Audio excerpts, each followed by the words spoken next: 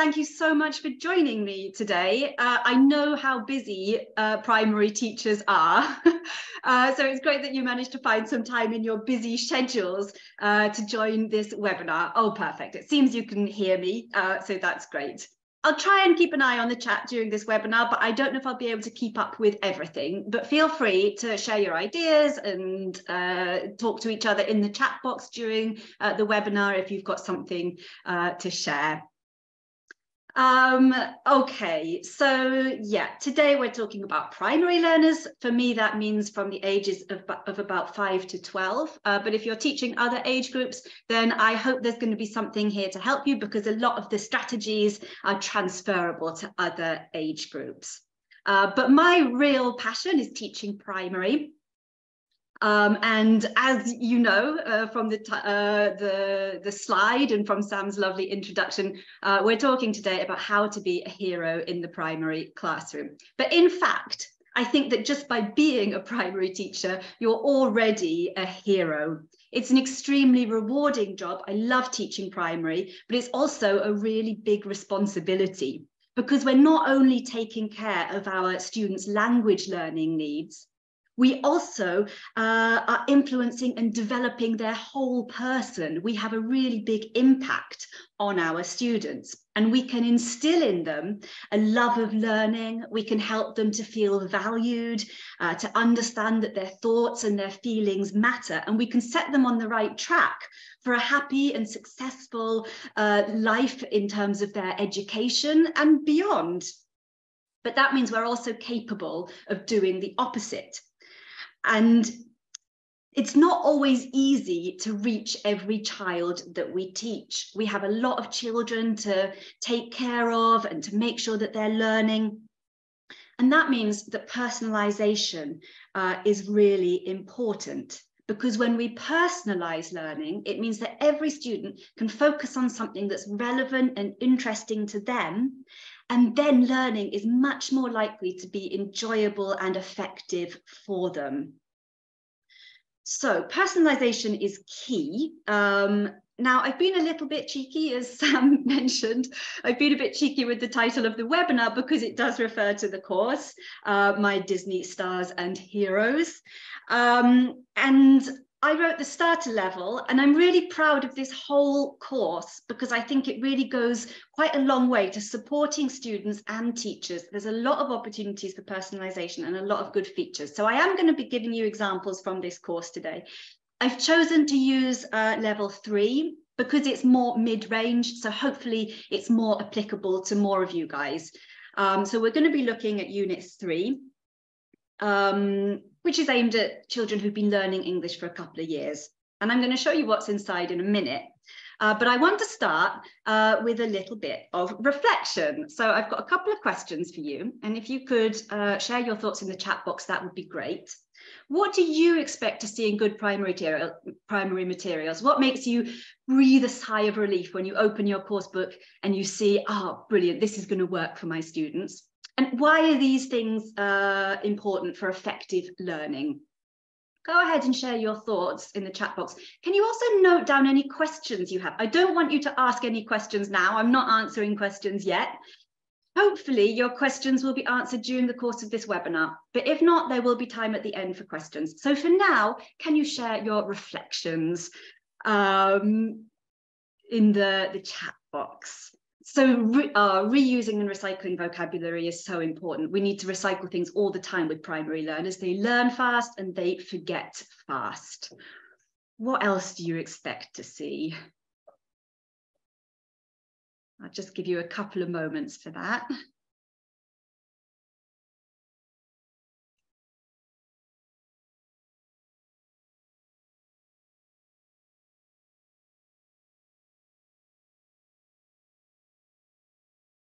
New ideas. Yeah, in fact, often the materials we use can get quite repetitive, can't they? We see the same topics over and over again. So new ideas to spark our students' interest and up-to-date materials is also so important. Yeah, engaging content that lines up with their interests. And of course, with primary, we are still talking about quite a broad age range, but things that line up with their interests is so important and that's really important for personalisation. Sometimes the materials can help us, and sometimes we have to supplement, don't we, if our students have got, if they're really interested in something that's not covered in our materials. Songs and games and videos, games are important. Yeah, and familiar topics, they have to make sense to our students, don't they? So we can't just bring in any new topic. If it's got no relevance for children, then they're gonna struggle to make sense of it and learn from it. Okay, I think you've come up with loads of really good ideas already. You can keep sharing them in the chat box and you can communicate with each other there. But I'm going to go ahead now and show you some of the things that I think make learning effective for primary learners.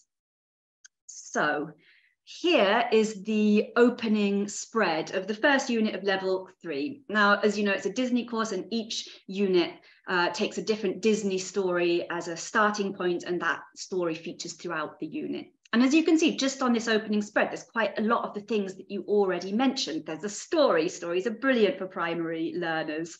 And with the story, there's, of course, some comprehension. There's playful activities. So some of you mentioned games. I like to think, a lot of the things I do with my students are game-like, and I tend to refer to them as playful activities, because I don't like making too much of a distinction between this is the learning and this is the game. I try to make everything playful.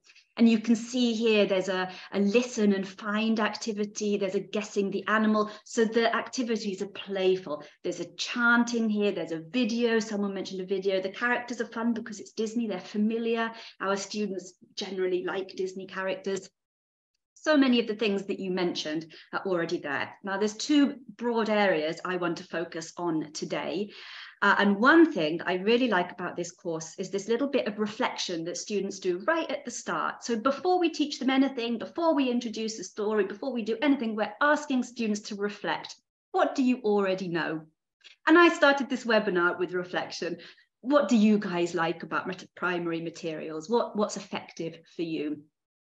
Reflection is really powerful. It's more and more important in the world that we live in, because more often we work remotely, we work online, we don't necessarily have a team around us, and we need to get good at reflecting to see how we are doing. If we are making good progress, we don't necessarily have our boss sitting opposite us, checking up on what we're doing. And this bit of reflection relates to the broader area of learning to learn. So we're going to look in this webinar at how reflection can help us to personalize learning, make learning more effective for our students. And the second thing that you picked up on is stories. And of course, stories are brilliant for primary learners. They're a great way to introduce language and grammar in context. They spark our students' imagination. With Disney stories, they already know these characters and love them, so they're already going to be excited.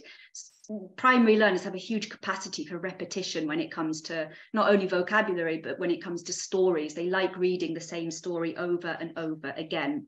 And stories are also an excellent tool for focusing on social and emotional development. So we're going to have a look also at this area of social and emotional development. So there's a lot to get through today.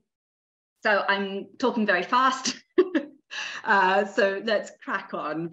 So our first topic is learning to learn. And learning to learn is one of a few related strategies or approaches that come out of the umbrella school of thought of constructivism. So there's a learning to learn, thinking skills, or assessment for learning. If you're using some kind of formative assessment, then it includes these strategies or approaches. And I'm not going to go into the nitty-gritty differences between all of these things today. We're going to draw on what is important in the classroom. So what things really work, what things have worked for me, what things have I seen working in other people's classrooms. But to give you a brief background of where all of these approaches come from, so at the heart of constructivism is this concept. It's quite obvious that learning takes place inside the heads of our learners. It's not something we can do for them. So however perfect our materials or however wonderful our lesson language presentation is, there's nothing that we can do to guarantee that students are going to learn. They come to the classroom in a good mood, in a bad mood, they're tired, they're hungry. We can't guarantee it. But what we can do is help our students get better at learning. We can help them master the skills of learning and managing their own learning. And that means that it's more likely that they are going to go ahead and learn the things that we're trying to teach them.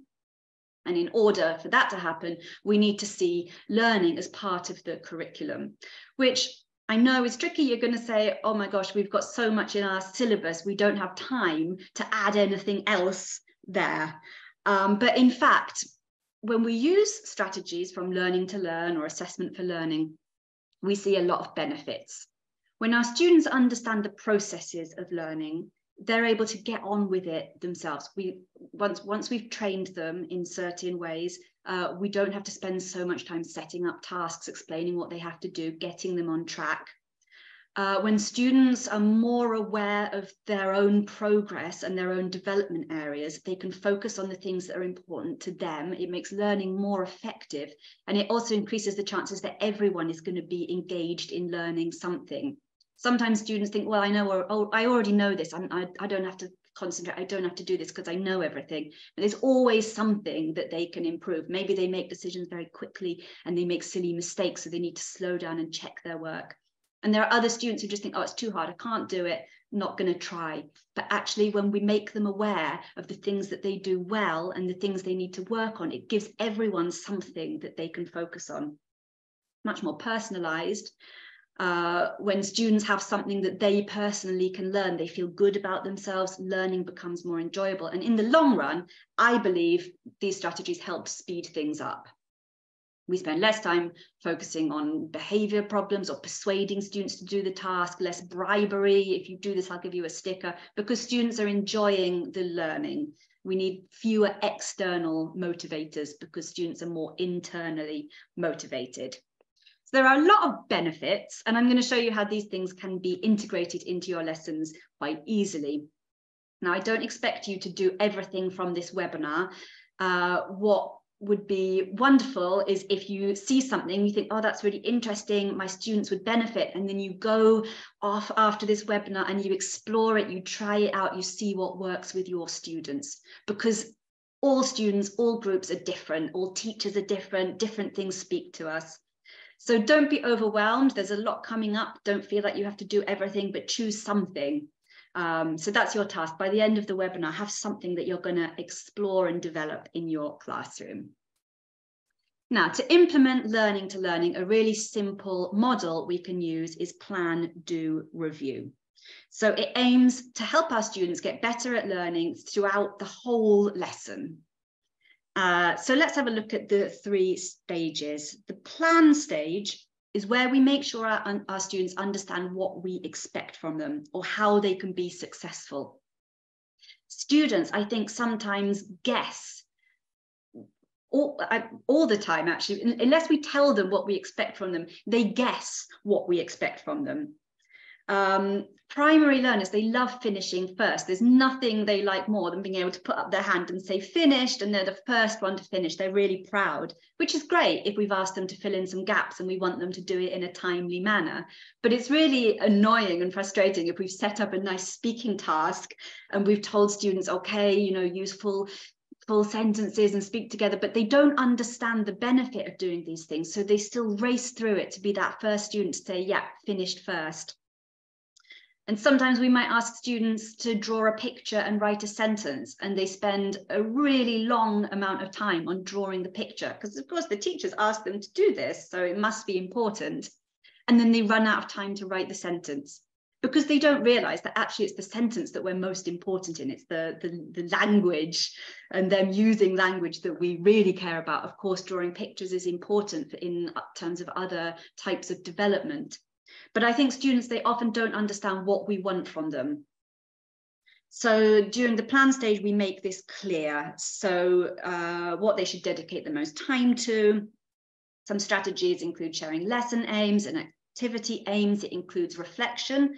because of course we need to reflect at the beginning of learning in order to be able to reflect effectively at the end of learning. Because if you just wait till the end of the lesson and then you say, oh, what did you learn? Students think, oh, did I know? I think I knew all that anyway. I know animal words. Or so we need to get students reflecting at the start of learning so that they can identify their own progress. The do stage is where students go ahead and do the learning. And for us, that includes things related to learning grammar and vocabulary and practicing reading comprehension and getting better at understanding English and using English. But it can also improve more metacognitive skills, which are the processes of learning. So how should they learn? How should they go about the task? And then the review is when students look back on the learning, and here are some really nice questions that we can ask students to reflect, and they focus not only on what they learnt, but how did you learn, how well did you do, and what do you need to do next? Because actually all primary students are capable of doing this to a certain extent, especially with the support of the teacher. So what does this look like in practice? We're going to start by taking a look at lesson aims. We also hear lesson aims referred to as things like learning intentions, can-do statements, waltz. Basically, we want to share with learners at the start of the lesson what they are going to be doing and why it is important. So for me, it doesn't really matter what we call them. We can use things like the global scale of English if we want to use can-do statements, which is a really useful tool because it's designed specifically for children. But we can also take a look at the lesson and pick out what is important for our students and base our lesson aim on this. Lesson aims don't have to include everything that's going to be covered in the lesson. They should focus on new learning, and they need to be child friendly. So we want to avoid things that include too much grammar. So I would always adapt a can-do statement. For example, we are learning to use the past simple. I would always adapt it to make it a bit more magical and focus on the communication that students are doing. So let's have a look at some examples that we could use for can-do statements from this opening spread. There is actually a can-do statement on the page. I can name animals, but of course we need to adapt for our students. Our students might be quite good at naming animals. Primary learners tend to know a lot of animal vocabulary, especially once they've been learning English for a couple of years. So we might want to focus our lesson aim. We might, for us, the most important thing might be the comprehension, so understanding the story. Or here, there is a nice task all about helping. So it's kind of a social and emotional development skill. We might want to focus on the speaking that students are going to do later. So guessing the animal. And here it's not only about naming the animals, it's about describing them. So it's saying what the animals can do. So here are some examples of can-do statements or learning intentions that you might use with such an opening spread. So I can describe my favorite animal. It refers to that final communicative game. Or the video is all about helping. So we are learning about different ways to be a hero. The heroes are a theme this morning. So we're learning about different ways to be a hero. Or we can ask students, are you a good listener? Something that our primary students often need help with is listening to each other. So I'm not talking necessarily about when we do a listening lesson. I'm thinking more about when we ask students to work together in pairs. They're very focused on the speaking. Primary learners are a little bit focused on the self. It's part of their development. It's their life stage. And it's really good to get students to focus on actually when they're working in pairs, it's really important to be a good listener. The statements on their own are quite useful for us as teachers, but what we really want to do is spark our students' interest and curiosity and get them really thinking about what is coming up. So questions are key. So whenever I set a lesson aim, I ask plenty of questions. So at the start of the lesson, you share the lesson aim, and these are the kinds of questions you can ask to get students engaged in your lesson. So we can ask them, what animals can you already say in English? What describing words do you know? Get them to focus on their favorite animal Okay, that's the animal you're going to describe at the end of the lesson. What words do you need to learn to describe it in English? And already students go, okay, that's important. I need to learn these words. Students never learn everything from a lesson, but we can get them to focus on the most important things for us and relate it to their interests and what's relevant to them. Different ways of being a hero. So what do heroes usually do? And when were you a hero? So getting students to discuss some things from their personal lives. Already getting students to think about what they do when they need help and what examples of helping did they think will be in the video story. Because generally, I think students know the Disney stories before. If you're using a Disney course, the chances are they're going to know the stories, the most popular Disney stories. And again, we can get students thinking about, are they a good listener? So for me, sometimes teachers say, when you tell students what they're going to do in the lesson, it takes away the magic. We don't want to take away the magic. We want to spark their curiosity. We want to keep the magic there. And we want to get students engaged with what's important for them that's coming up in the lesson. We can't predict exactly what students already know. We have a good idea, especially if we've been teaching them in previous levels, but we don't know exactly what they know. So we need to help them to understand what they personally need to learn. You don't need an aim for every lesson. So you might have an aim for the whole unit. A good strategy for this is to have a look at what project is coming up or what big communicative task is at the end of the unit. So here in this unit, everything builds toward making a food chain poster, and we can base our learning intention on that. There's one on the page there. You can see, I can make and present a food chain poster. So at the start of the unit, you can dedicate 5 minutes to discussing the things that students are going to be doing throughout the unit that are going to help them to make their food chain. We can ask them what they already know about food chains. They'll have learned something in their other lessons. We can ask them to start thinking about how they would describe it in their own language. Therefore, what do they need to learn in English? Can they do it in English, or there are certain verbs or structures or words that they need to learn?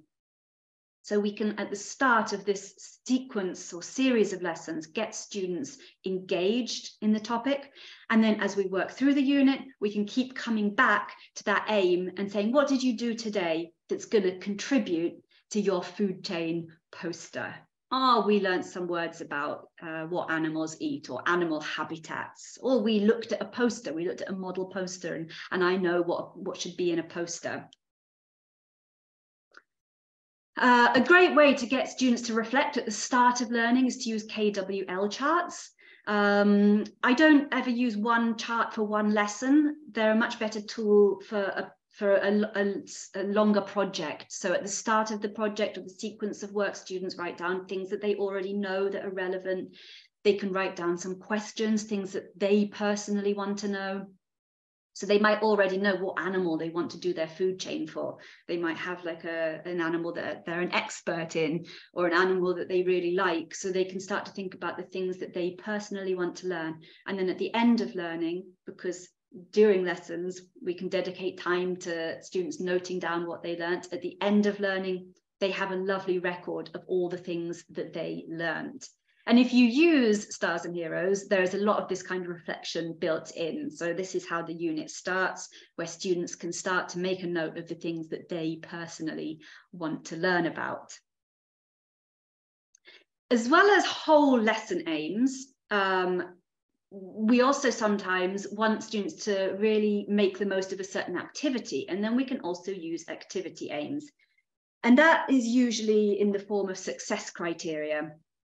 Yes, KWL before the lesson and at the end of all the learning. So yeah, there's a question in the chat box there. Yeah, so right at the start, students can fill in the first 2 columns, things they already know and things they want to know. And then after they learn things, they fill in the last column. It's a really nice record of what they learned, because children, they often forget what they learned as well, or they don't even, they're learning all the time, so they don't pay attention to what they're learning, and this is a really nice record. So yeah, thanks for answering the question in the chat as well. So yeah, if we want our students to get better at learning, we have to be very specific about how they should do the learning. It's like investing time at the beginning means that throughout the course, we have to remind them less about how to do things. And so here's a very typical task that we often encounter in primary materials. It's a gap fill. So students are reading sentences and completing gaps. And here are some success criteria which inform students how they should do the task. They know what words they should use because they've got the words here in a word box with pictures. So we of course we tell them, oh, fill in the gaps using the animal words, but here are some success criteria that show them how to go about the task, and they kind of troubleshoot some potential issues. Some students, they don't read, that they're so confident and they're so fast that they don't read the whole sentences. They answer, they see the first word gives them a hint and they're like, okay, I know the answer. And sometimes they make mistakes, which is a shame for them. So we can remind students that before you make your choice, you should read the whole sentence. Some students, they read the first one, they don't know, so they give up. Or they put their hand up because they don't know what to do. They can't do the first one, that's it. And then, you know, these activities go quite quickly in primary lessons. All our stages are short. So everyone else is finished and you're already on to feedback and someone hasn't even started. So we can train students, remind them, start with the ones you're most confident with. So look through, you can definitely answer some of them and leave the more difficult ones for later. What strategies for getting stuck? So they can ask a friend or use a dictionary. Sometimes primary learners think that this is copying, that, you know, you shouldn't copy from your friend, but actually it's okay to ask your friends for help or ask the teacher for help, but the teacher's often busy. So if you get stuck, some strategies. So these are the kinds of success criteria you can think about giving your students to help them get better at learning. And this is like the processes of learning. We also use success criteria very commonly for more meaty tasks, so writing tasks or extended speaking tasks. And in order for students to really understand why success criteria are important, it's really useful to show them what a good one looks like. So that's a model.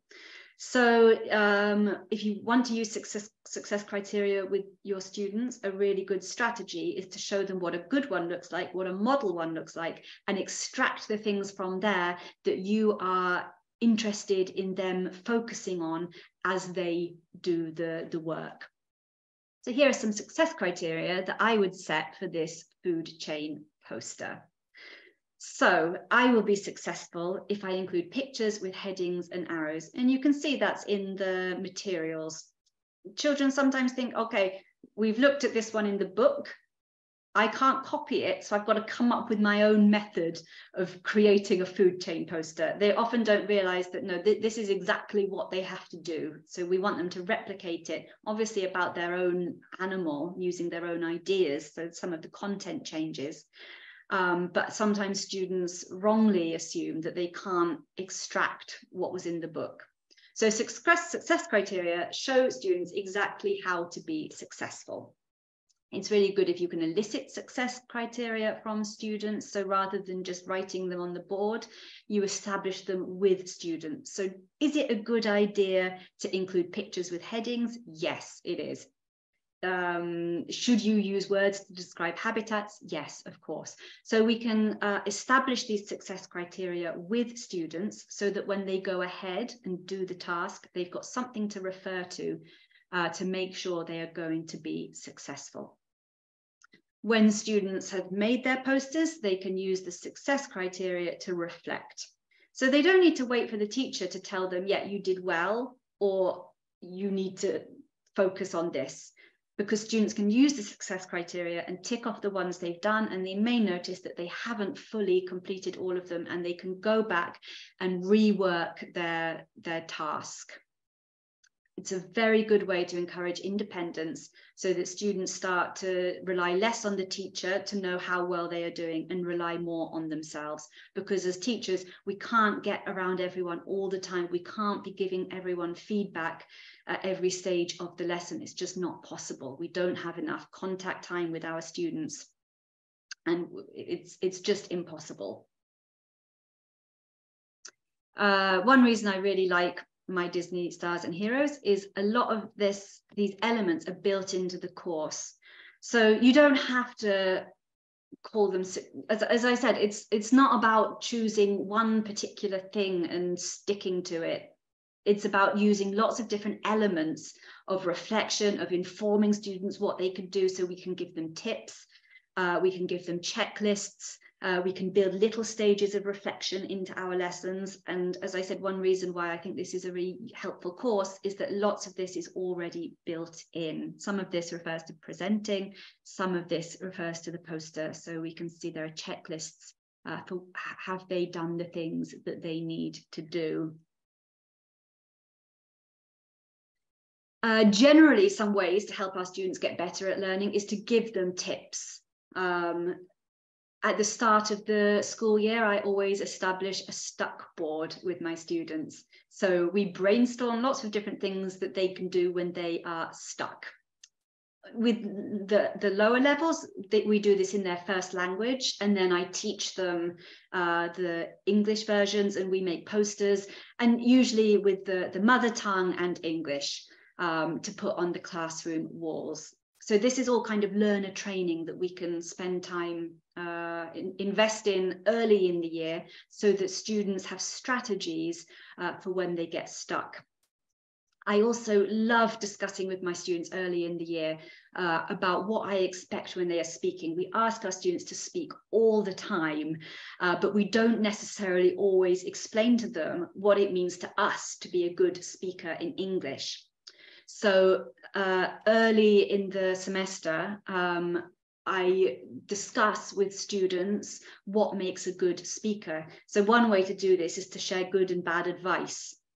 And students have to decide if the advice is good or bad. And it's often quite interesting because, for example, number 12 here, use your own language when you can't remember the English words. Sometimes students think that they are not allowed to use their first language, but actually it's much better to substitute a word.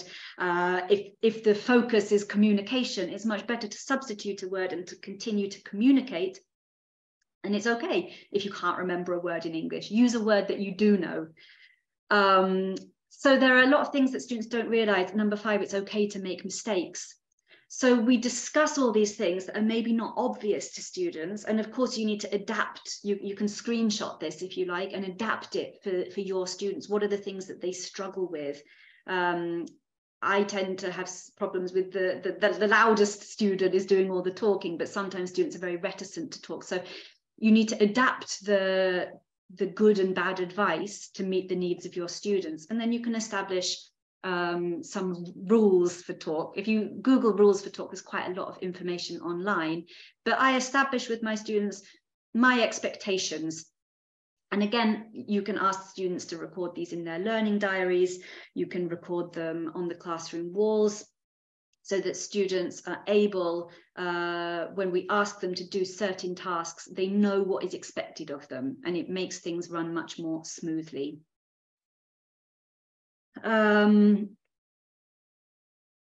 Okay, so all of these things help students get better at doing the learning, and always a really key part is to then remind them, get them to focus on what they did and why it was important. So that means at the end of the lesson or at the end of the week, or if you don't have much time, even at the end of the month, get students to reflect. What things did you learn? How did you learn them? You can remind them of certain strategies that you were teaching them, and they can decide, is it useful for me personally? At the end of learning is when you come back. If you've used a KWL chart, it's when you come back to your KWL chart to reflect. So what did you learn? And it can include all these things, not only content, but how they were learning. So any strategies, how well they did, and what they need to do next.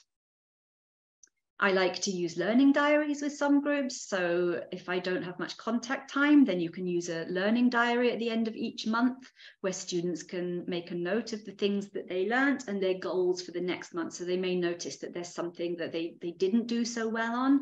Maybe they struggled with written work or some speaking tasks, so that can be their personal goal for the next month, and they can think about what their steps are. So maybe if they're nervous in speaking, their next steps would be to work with a partner who they feel comfortable with, or noting down useful language that they can use in speaking tasks. Stars and Heroes includes lots of self-reflection, so there's also a progress journal at the end of each unit, and lots of reflection, looking back on what students have learned. I'm not going to go too deeply into issues around the mother tongue, but research does show that the mother tongue is not detrimental to learning a language. There are times where the mother tongue really supports learning the second language. So languages, they interact. So if you're teaching beginner, like students in their first or second year of learning English, it's going to be difficult to do this in English. So consider using the mother tongue. It's a couple of minutes at the start of the lesson, or a couple of minutes at the end of the week or at the end of the month. Consider using the mother tongue for learning strategies, because it's such a good investment for the future. It makes learning much more effective. So a few minutes spent not using English, for me, far outweighs the benefits, because of all the fact that the learning that students are going to do is going to be so much more effective in the long term. And as I say, I'm not an expert, but if you are interested in researching more about the mother tongue in the classroom, then you can check out Naya Ibrahim, who has quite a lot of content online about translanguaging and using the mother tongue. So yeah, check that out. Take a screenshot and check that out if you are interested. Okay, so moving on to the second part of the webinar, we're going to think a little bit about social and emotional development.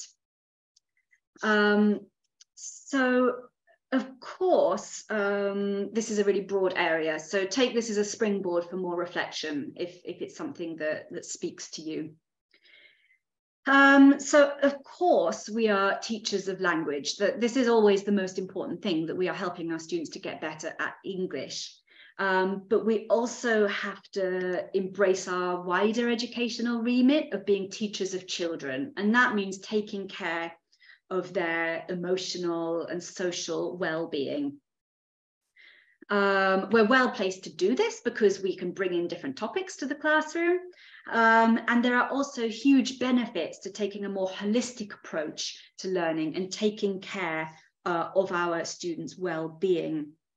Because research shows that when students are empowered to develop their self-awareness and confidence, and when they know how to manage difficult emotions and impulses, when they feel empathy, their behavior and their test results improve. So again, it's kind of an investment. If we take care of these things and help our students to feel happy and comfortable in the classroom, then that translates to easier lessons, because students are engaged in the learning, and we spend less time troubleshooting and fighting fires, and I mean, it spills out into our own time outside the lessons, because when there are issues in the classroom, we have to liaise with parents and communicate with other teachers and look for strategies for how to deal with challenging behaviours. So one thing we can do is try and build into our lessons this focus on developing and taking care of and nurturing our students' social and emotional learning. And there are 5 key skills to develop. So the first is self-awareness. So that relates to being able to recognize your own emotions and understand the links between your emotions and your behaviors. Self-management is about regulating your emotions and your behaviors. So it's okay to feel different emotions, but there are appropriate ways that we can express them. Social awareness is about taking other people's perspective into consideration, demonstrating empathy. Relationship skills is, of course, about the ability to build and maintain healthy relationships. And finally, responsible decision making is about being able to make good decisions. Specifically, if we're thinking about emotional and social development, it's decisions about your behavior and your interactions with others. So what can we do to develop social and emotional skills? Now, of course, stories and children's literature are an excellent source, not only for developing these skills, but in general in the classroom. I think most primary teachers enjoy using stories with their students because there are so many benefits. You can see some benefits on this slide now. So not only can we use them to teach grammar and vocabulary, but they do all these other things, promoting inclusion and diversity, teaching these related life skills. But not all stories do this. The best stories are ones that bring real life issues that are relevant to our students into the classroom. Because there is a storybook for every thought and feeling and problem. And they're a great way to help us deal with students without putting them on the spot. Because when you are reading a story, you're seeing things through someone else's eyes. So it avoids putting students on the spot. So as well as using stories to teach grammar and vocabulary, we should aim to use stories, storybooks. So these can be from stories not designed for the classroom. We should try to use storybooks with our students that allow us to explore these kinds of questions. So the first question relates very much to relationship skills, getting students to think about relationships. Through a story, it can also help them to think about their own relationships. Social awareness, so when you put yourself into someone else's shoes, we're developing this skill of social awareness. What could you do in this situation relates to decision making. Giving advice to the characters is again connected to this self-awareness. So what would you do? What advice would you give? Putting yourself into someone else's shoes. And it's these kinds of questions that help us to, they give us a way into dealing with these social and emotional skills. So they're a springboard for developing these skills. It would be great to use storybooks all the time. I would love to base my entire syllabus on stories if I could. Some experts are exploring this as a starting point for a syllabus. So instead of using a course book, using storybooks to develop language, grammar, vocabulary, skills. Of course, we're not all in a position to do this. So one reason why I would recommend using Stars and Heroes is the way it uses stories. You can see from the opening spread that the first thing that the story is used to focus on are these social and emotional skills. So before it's used for grammar or vocabulary, it's used to introduce this idea of helping. So the social and emotional skill for this unit is helping others and asking for help. So the first thing that we're focusing on is this idea of helping. Of course, it's used throughout the unit to teach grammar and vocabulary. It features in speaking lessons and listening lessons. So we're all the time coming back to this familiar story that students know and love. It features in the food chain story. You can see the Disney picture there. The social and emotional skill features in a story with course characters, and you can see that we have the standard comprehension questions there. There's a gist question. Number 3 is a more detailed question, and then we go back to this social and emotional development skill, looking at the characters. How do they feel? How can you help someone who feels like that? And there is a whole lesson dedicated to this skill. So in the first unit, it's social awareness, helping your friends, and all the skills are covered as you move through the units. So you can see there the syllabus, that's the contents page actually of the first 5 units, what kind of skills are being focused on. Okay. I'm going to have to move a little bit quickly through these last two areas. So I want us to spend a moment thinking about our teacher talk. So we are role models for our students. What we say has a really big impact on them. So it's really important that we choose our words carefully. And one thing that I like to do with my students, which is really important for social and emotional development, but also those learning to learn skills, is the power of the word yet. Often our students say, I can't do it. I say it to myself sometimes in life, and there is a very big difference between saying to yourself, I can't do it, and I can't do it yet.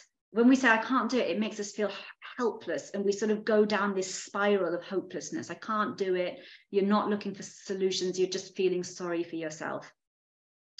But I can't do it yet leads us more towards this, okay, what steps can I take? Maybe I can't do it now, but in the future I can do it. And this relates a little bit to mindset. We want our students to have a positive mindset where they're framing things in the positive, and framing things in the fact that things are possible rather than in the negative and it's too difficult and I can't do it. So towards the start of the year, I spend some time discussing with my students the difference between saying I can't do it and I can't do it yet, and how they feel when they say each version. And that leads us into other phrases or things that we say to ourselves, negative self-talk, and how we can turn these into much more positive self-talk. This is a great opportunity for teaching students some English, because although they might discuss these things that they're saying to themselves in their first language, we can then teach them these things in English. It makes a really nice project lesson where students can make posters. Each student has a different phrase. They can make a poster, they can illustrate it, and it makes a really great display for the classroom that we can keep coming back to and reminding our students, these are the things that you can say to yourself. When you feel hopeless, look at them, see, similar to the stuck board, have a look, there's strategies. What things can I say to myself? What things can I do to move towards this positive mindset where students understand that they can improve, that there are solutions, and that there is a way to work around whatever's causing them to be stuck. And I think we also have to be really careful about the feedback we give our students. I give so much praise to my students. I'm always saying, well done, good job, you all worked so well today, excellent, very good. And it's very general, and this is okay. Primary students, they like to be praised. It's good to have this positive environment, but we also need to be mindful that we are making sure that everyone gets specific feedback so that they know that the teacher cares about them, the teacher's paying attention to them specifically. And that means giving formative feedback or specific feedback. It's really good to base feedback on success criteria, because then we're focusing on the things that students know that they should be working on. You know, when you're doing speaking or writing, students may make attempts to use difficult language. Then the question is, should I correct or not? Like, how do you correct something that you haven't taught yet? But if you don't use success criteria, it's also okay. So some examples of formative feedback is where you pick on something that the students have done well and praise them for it, and give them something that they can work on in the moment, something they can improve. Ideally that they can improve right then and there, but it could also be something that they go away and do at home or they do in the next lesson. One way to do this is when students have done written work, so it's a bit easier to sit down and write a comment for everyone. Of course, it's difficult to give this kind of feedback to every student in every lesson, but what we can do is be mindful that we are paying attention to all students equally. I regularly video myself teaching, because that's when you really notice that, wow, this table or this student is really sucking all my attention. And, you know, the students who get on with the work and are calm and well behaved, I don't give them nearly enough attention because I'm all the time. Maybe that the naughty table isn't even doing anything naughty. I'm just hyper aware. We can be really mindful that we make sure we monitor every student over the course of 2 weeks or over the course of a month, and give everyone some personalized, specific feedback on what they are doing well and what they can do to improve. great for their self-esteem. They really understand that you're paying attention to them and their progress and what they are doing well. So I'm not saying don't praise your students, praise them as all the time. Primary students respond well to it, it's motivating, it creates this nice classroom environment, but it needs to be balanced with feedback that makes sense to students.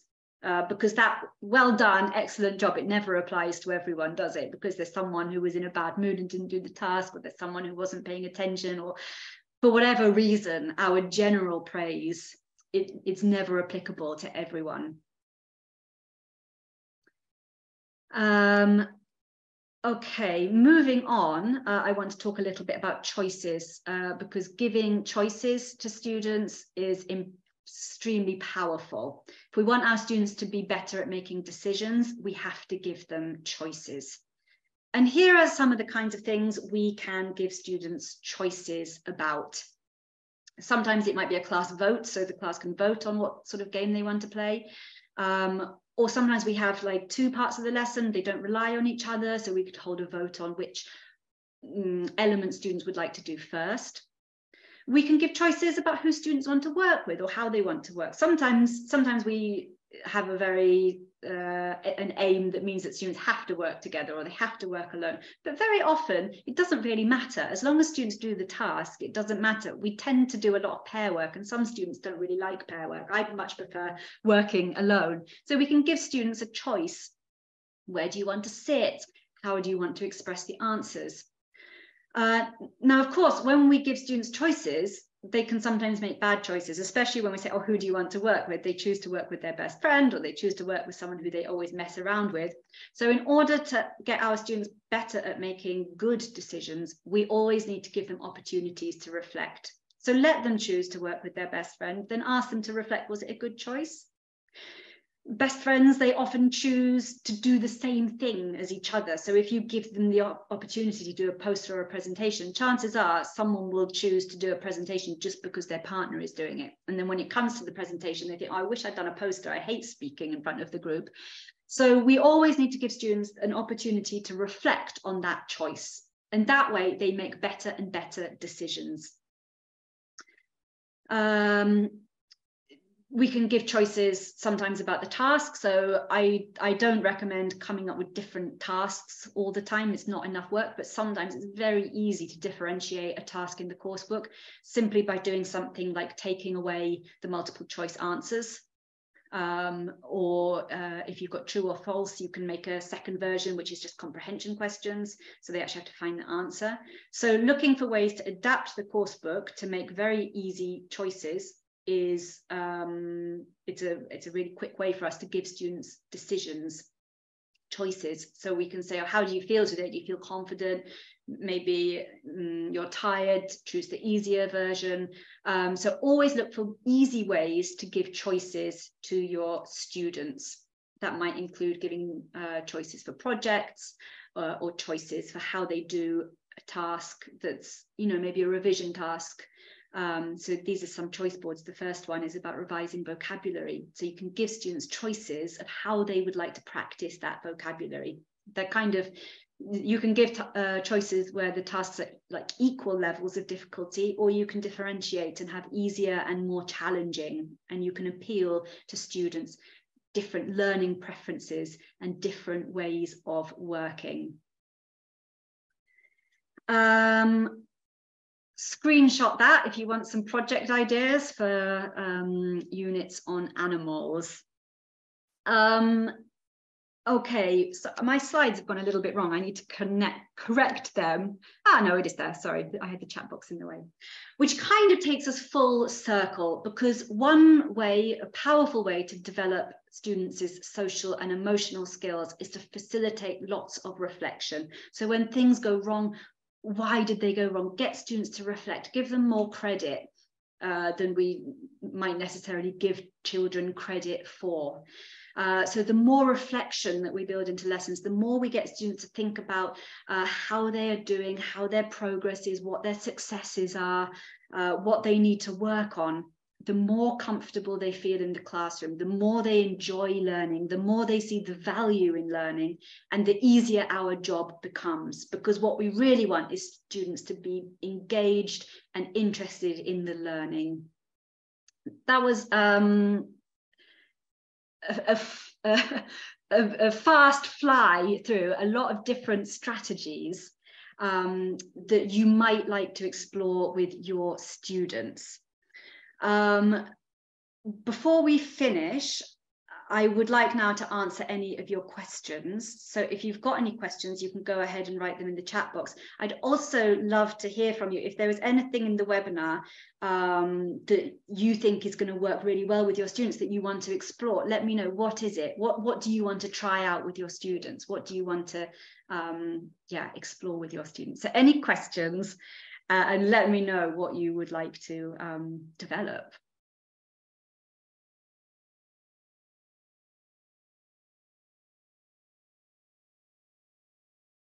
So Amanda, there was one question in the Q&A, which is, how do you handle unmotivated students who do not like any activities?